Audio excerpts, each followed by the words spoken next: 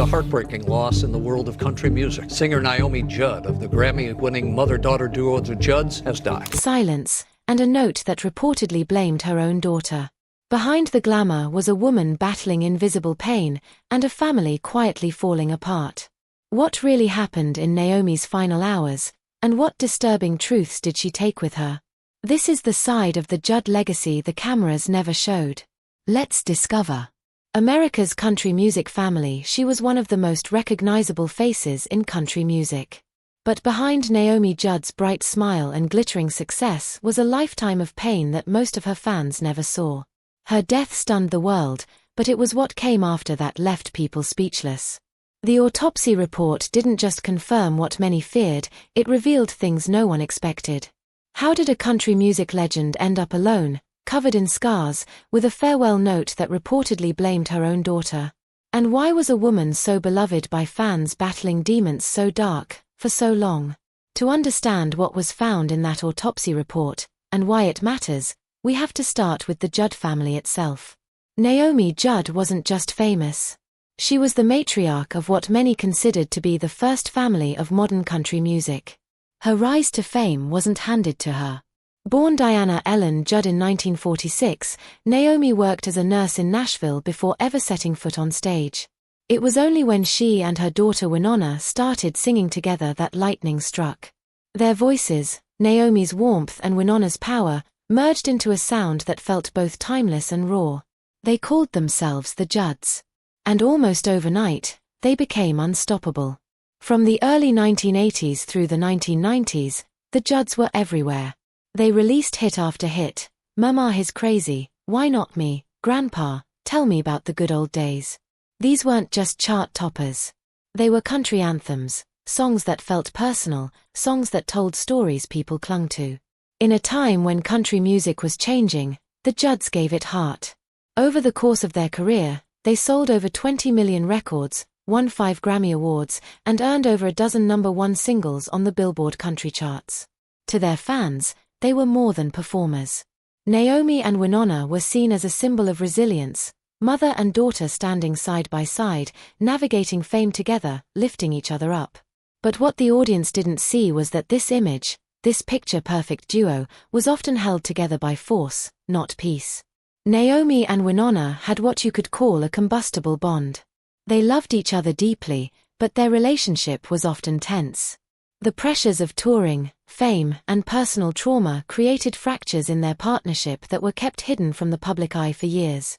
Both women would later speak openly about their arguments, their emotional blowouts, and the long periods of silence that sometimes passed between them. Even Naomi's relationship with her younger daughter, Ashley Judd, was complicated. Ashley went on to become a successful Hollywood actress, but she too spoke candidly about growing up in what she once described as a chaotic household. Ashley has publicly shared that she was left alone at a young age and dealt with emotional instability within the family. These weren't tabloid claims, they were facts confirmed by multiple interviews and memoirs. At the center of this complicated family was Naomi herself, a woman who was always smiling in public but was frequently unraveling in private. Throughout her life, Naomi struggled with severe mental illness, including depression, anxiety, and later, bipolar disorder. She didn't keep this a secret. In fact, she was one of the few country artists of her generation to openly discuss her diagnosis. But talking about pain isn't the same as escaping it. Naomi's emotional health was fragile, and as the years went on, it became increasingly clear that behind her glamorous public persona was someone in constant psychological distress. After a long and successful run, Naomi retired from performing in 1991 after being diagnosed with hepatitis C, a chronic liver disease that she reportedly contracted while working as a nurse. Her doctors gave her just a few years to live. But Naomi beat the odds, entered remission, and went on to become a mental health advocate. She wrote books, gave interviews, and continued to appear at public events, always urging people to take mental illness seriously. But even as she fought to help others, she was still losing the battle with herself. Then, in 2022, something unexpected happened. Naomi Judd stepped back into the spotlight. She and Wynonna announced a farewell tour, a final string of performances to celebrate their legacy. For fans, it was a moment of joy. For Naomi, it was pressure she may not have been ready for. The tour announcement came just weeks before Naomi's death. In hindsight, many who were close to her said she seemed overwhelmed, erratic, and emotionally exhausted. But no one was prepared for what happened next. Just one day before the Judds were to be inducted into the Country Music Hall of Fame, Naomi Judd was found dead at her home. And when the autopsy report was released weeks later, it confirmed the tragic truth. Naomi Judd had taken her own life. But that's not all it revealed. The condition her body was found in, the substances in her system, and the physical evidence left behind all told a story that was far more complicated, and far more disturbing, than anyone expected. The day of Naomi Judd's passing, the autopsy report stunned even those who thought they were ready. It didn't just confirm Naomi Judd had taken her own life, it revealed intimate, deeply unsettling details about her final moments, her physical condition, and the emotional turmoil she may have been hiding for years. It was a medical file, but it read like a confession, page after page pulling back the curtain on one of country music's most iconic figures. The exact location of the wound.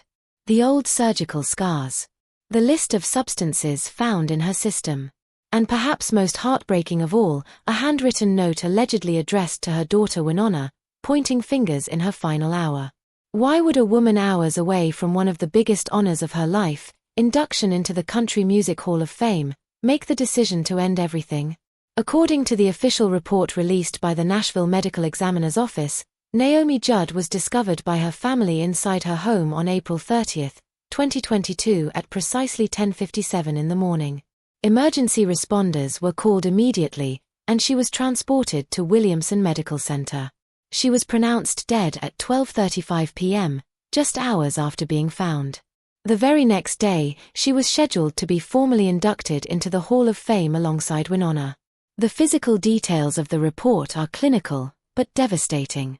The wound was described as entering from the right side of the scalp, 2.5 inches below the crown of the head and 4 3/4 inches to the right of the front midline.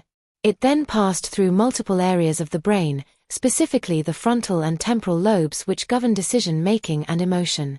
The object exited 2 inches below the crown of the head and 5.5 inches to the left of the midline. This path, according to the report, was slightly upward and from right to left. No foreign objects were recovered from inside the skull, suggesting a complete exit. These kinds of technical details are normally only read by forensic professionals, but in this case, they've been made public. And they paint a picture not only of how Naomi died, but what she was dealing with before that moment. She was dressed at the time in white pants with a safety pin holding part of the waistband, a white shirt, and a blue robe. There were no signs of an outside disturbance. Her hands were not covered or preserved for evidence collection, which typically would be done if there were suspicion of another party's involvement. This strongly indicates there were no signs of a struggle, no suggestion of foul play, and that the scene was consistent with a self-directed act. Investigators also noted a blue bedsheet and pillow which had been taken with her during transport, again, all signs that her final moments happened in her own home, alone. But some of the most surprising details weren't about the cause of death, they were about her body itself. The report notes multiple past cosmetic procedures.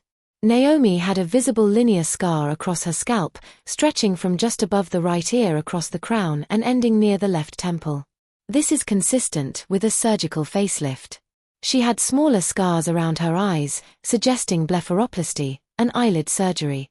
Her eyebrows and lips had been tattooed with permanent pigment, as had her hairline, an aesthetic choice also seen in celebrities like Michael Jackson, used to cover hair thinning or to maintain the appearance of a full hairline when wearing wigs.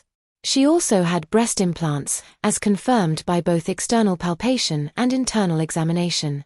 A tummy tuck scar extended from hip to hip, and additional linear scars were observed on both knees, likely indicating past cosmetic enhancement or surgical correction. Her nails were well kept and coated with French-tipped acrylics, her toenails painted in a soft pink shade.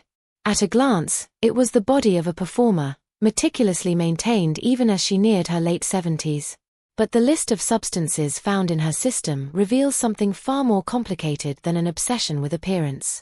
Toxicology reports showed she had been taking a combination of powerful psychiatric and neurological medications, including venlafaxine, trazodone, primidone, memantine, and MCPP. These are not recreational drugs. They're prescribed for conditions such as major depressive disorder, bipolar disorder, insomnia, seizure prevention, and Alzheimer's-related memory issues. Venlafaxine is a common antidepressant used for mood disorders. Trazodone is often prescribed for depression and anxiety, but it can also cause heavy sedation. Primidone is an anticonvulsant, which suggests she may have had a history of seizures or was using it to stabilize mood swings. Memantine is usually prescribed for Alzheimer's and other forms of dementia, and its presence raised questions about whether Naomi may have been facing early cognitive decline. Then there was MCPP, M-chlorophenylpiperazine, a psychoactive substance known to interact with serotonin levels. It's sometimes a byproduct of other medications, but it's also been linked to altered perception and emotional dysregulation. While not illegal, it has effects that mimic stimulants and hallucinogens, and its appearance in an autopsy typically suggests either the use of multiple interacting prescriptions or complications in metabolism. In simple terms, Naomi Judd was managing a complicated and potentially dangerous mix of medications, each of which can cause drowsiness, confusion, or emotional instability on its own. Combined, they may have amplified feelings of despair. This aligns with what the family and friends had observed in the weeks leading up to her death. Multiple sources close to Naomi reported that she had seemed increasingly erratic, emotionally volatile, and exhausted. The pressure of returning to the stage, despite her fragile health and complex emotional state, may have triggered a psychological crisis. The farewell tour had only just been announced. She was about to be honored by the music world. And yet, all that attention may have felt like too much. One of the most controversial aspects of the report is the mention of a note found near her body. While the contents have not been officially released in full, it has been widely reported that the note contained personal reflections and pointed language, reportedly aimed at Wynonna. This detail shocked fans, who had long believed that Naomi and Wynonna, though complicated, were ultimately inseparable. The idea that Naomi's final written message might include criticism of her daughter has raised questions that may never be fully answered. And still, behind all these medical and forensic terms is the same, quiet truth. Naomi Judd was in pain. Physically, emotionally, psychologically, she was overwhelmed. She had battled bipolar disorder for years, lived with the aftermath of hepatitis C, and was diagnosed with chronic lung inflammation, which made singing more difficult. The comeback, the pressure, the eyes of millions watching, it was all simply too much. But the most haunting question remains: why now? Why on the eve of such a massive honor? Why, when she was already halfway through preparing for a final tour? These aren't questions that reports or scans can answer. But what they do reveal is the pressure of performing under a public spotlight, the fragile boundary between joy and despair, and the way a legend can be lost not to scandal, but to silence. A daughter's survivor guilt: I miss her, but we just don't talk. That single sentence reflected something few fans ever saw, the intense emotional distance that had defined much of their relationship in recent years. Naomi Judd was known for her public warmth, her openness about mental health, and her charm in front of a crowd. But behind closed doors, things weren't always so polished. Wynonna and Naomi had toured together for decades, but the connection that had once been so strong had started to unravel long before Naomi's final days. Wynonna has admitted publicly that she feels what she calls survivor's guilt. It's a psychological response that often follows the unexpected loss of a close loved one, especially when the relationship was strained. In simple terms, survivor's guilt is when someone feels a deep, persistent sense of responsibility for having lived through something that someone else didn't. In Wynonna's case, it's not just the loss of her mother, it's the weight of continuing her career, her life, and even her family responsibilities while knowing Naomi is no longer here. And according to her, that feeling hasn't gone away. What's made this worse is the fact that the two women were not speaking regularly when Naomi passed. There was no big argument. No dramatic falling out. Just space, gradual, widening emotional distance that neither one seemed able to cross. Wynonna describes the experience of losing Naomi not as a single moment of grief, but as a slow, surreal unraveling. She's at home probably wondering where I'm at, what I'm doing, she once said, her voice shaking. I think she misses the road.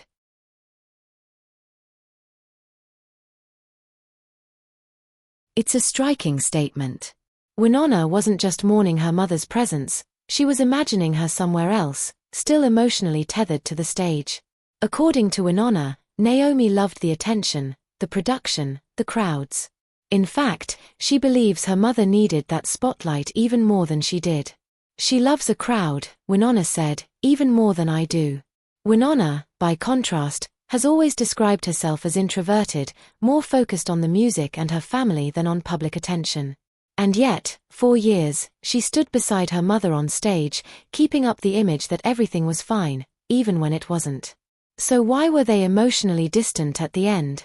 Being in a mother-daughter duo, Wynonna once explained, is nothing like a typical family relationship. It's intense.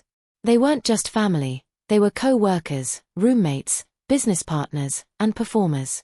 That kind of closeness can either bond two people or create unbearable tension. Even in her grief, Wynonna's reflections show how hard it is to mourn someone when you don't feel like you got closure. She describes her emotional state after Naomi's passing as a combination of silence and confusion. There were no last words that gave her peace. No parting moment of forgiveness or understanding. And this makes the process of moving forward that much more complex. Publicly, Wynonna has done her best to honor her mother's legacy. She continues to sing their songs. She speaks about mental health. She has even committed to completing the farewell tour they had planned together. But privately, she has admitted that the grieving process has been far more complicated than people know.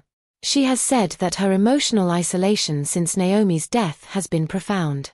While the world mourned a music legend, Wynonna mourned a mother she barely knew how to reach. The two had been through everything together: chart-topping success, world tours, emotional breakdowns, hospital stays, and family therapy. And yet, in the end, there were still things left unsaid. In one of the most emotional interviews she gave after Naomi's death, Wynonna said something simple but powerful: "I didn't expect to cry. I think just because I'm a mom right now, and dealing with teenagers, and paybacks are hard." It was a quiet moment. Just a daughter looking back, trying to understand the woman who raised her, loved her, challenged her, and ultimately left her with more questions than answers. Tragedy strikes again. Just when it seemed like Wynonna Judd had reached the limits of grief, tragedy struck again, this time at home. Her husband, musician Cactus Moser, suffered a sudden medical event that left him unable to use the left side of his body. And for Wynonna, it meant shifting from grieving daughter to full-time caregiver almost overnight. Wynonna didn't speak about her husband's condition right away. At first, she shared only that he had lost the use of his left side. That alone was shocking. For years, fans had seen Cactus on stage with her, playing drums, moving with ease, laughing alongside her during performances. He wasn't just her husband, he was part of the show. And suddenly, he was a man who needed assistance just to move from room to room. The change was dramatic. Wynonna explained that their home had to be renovated to accommodate his new mobility needs. Ramps, grips, and specialized equipment became part of their daily reality. But the emotional toll ran even deeper. In one particularly raw moment, she described standing in the shower with him, physically holding him upright so he wouldn't fall. "We're supposed to be doing this at 80, she said quietly. "Not now." That line captures everything. It's not just about illness or disability. It's about lost time, about having your plans, your routine, your future suddenly rewritten. Most couples prepare for the possibility of caretaking late in life, after decades of marriage. Wynonna and Cactus were supposed to be performing, touring, living. Instead, she found herself learning how to administer medical care, coordinate therapies, and adjust to a version of her marriage that looked nothing like what she imagined. And yet, she didn't collapse under the pressure. She didn't describe herself as brave or inspiring. Instead, she said it plainly: "This isn't about strength. It's about necessity." In her words, "You hoe the garden or you don't eat." That's a phrase that traces back to her childhood, when she and Naomi had very little and had to rely on their own labor to survive. Back then, it was about food. Now, it's about survival in a different way, emotionally, mentally, and relationally. Publicly, she still performed. She finished the farewell tour. She gave interviews. She smiled. But privately, her life had become something else entirely. She was managing medications, doctor appointments, and unpredictable emotions. She was still singing love songs on stage, but going home to a partner who couldn't walk unassisted. And yet, there's another side to this story, one that defies expectations. Despite his physical limitations, Cactus Mosa didn't stop living. In fact, he shocked even his own doctors. Within months, he was back on the ski slopes, navigating trails with only one working leg. Wynonna shared this story with a mix of disbelief and admiration. "He doesn't say can't. He just goes," she said. It's the kind of resilience that's difficult to describe unless you've seen it firsthand. Cactus didn't want to be treated like someone fragile. He wanted to live. And somehow, he found a way. This attitude, pragmatic, unflinching, even a little stubborn, mirrored Wynonna's own approach to life. They were, in many ways, well matched. Both had been through more than their share of loss. Both had battled public scrutiny and private pain. And both, in their own ways, refused to be defined by what had happened to them. Still, there's a noticeable gap between public perception and private reality. Fans see the headlines: Wynonna performing on stage, smiling through her grief, standing tall in interviews. What they don't see is the long night after the show, the physical exhaustion of lifting her husband out of bed, the emotional labor of keeping a household running when everything feels like it's falling apart. This contrast is a recurring theme in Wynonna's life. The spotlight never shows the full story. And now, that spotlight feels even harsher, because while she's expected to represent strength, what she's really feeling is something closer to fatigue. But she keeps going. Not because she's chasing applause, but because life doesn't pause for grief. It doesn't wait for you to feel ready. It just keeps moving. And Wynonna Judd, despite everything, is still moving with it. So where does that leave her now? She's not in a fairy tale marriage. She's not in the middle of a glamorous comeback. She's in a house where love looks like daily care, where intimacy means holding someone upright while they bathe, and where partnership means adjusting to a life neither of them planned. But in her words, it's not the life I thought I'd have. It's the life I have. And maybe that's what makes this chapter of Wynonna Judd's story even more meaningful than the ones that came before. It's not about stage lights or red carpets. It's about showing up. Every day. Even when it hurts. Even when no one's watching.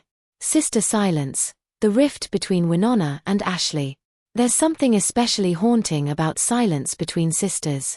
Especially when those sisters are Wynonna and Ashley Judd, two public figures bound by fame, family, and the heavy legacy of a mother whose pain followed all of them. After Naomi Judd's death, many people expected Wynonna and Ashley to come together, if only in grief. But what emerged instead was a startling admission: they barely speak. Even though they live on the same sprawling piece of Tennessee property, their lives barely intersect. Not because of any recent falling out, but because they've always been distant.